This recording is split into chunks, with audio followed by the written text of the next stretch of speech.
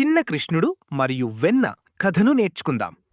పిల్లలు, మీకు లార్డ్ కృష్ణ గురించి తెలుసా? ఆయన చిన్నప్పుడు చాలా చిలిపిగా, అందంగా ఉండేవాడు.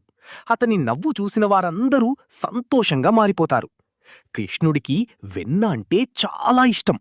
అమ్మ యశోద ఇంట్లో వెన్న దాచినా కృష్ణుడు దాన్ని ఎక్కడ పెట్టారో కనిపెట్టేస్తాడు. ఒక్కడే కాదు, తన ఫ్రెండ్స్తో కలిసి వెన్న కుండలు ఎక్కి నవ్వుకుంటూ వెన్న తినేవాడు.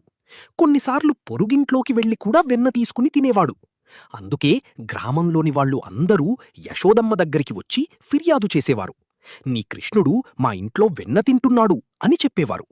ఒకరోజు యశోదమ్మకు కోపం వచ్చింది. ఆమె కృష్ణుణ్ణి పట్టుకుంది. కృష్ణా, నువ్వే వెన్న దొంగిలిస్తున్నావా అని అడిగింది.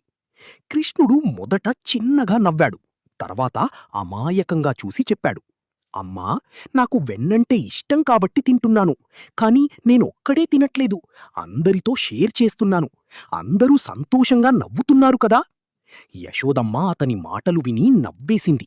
ఆమెకు అర్థమైంది, కృష్ణుడు అందరికీ ఆనందం పంచడానికి ఇలా చేస్తున్నాడని. అప్పటినుండి గ్రామంలో వాళ్ళు కోపపడకుండా కృష్ణుడి అల్లరిని చూసి నవ్వుకునేవారు.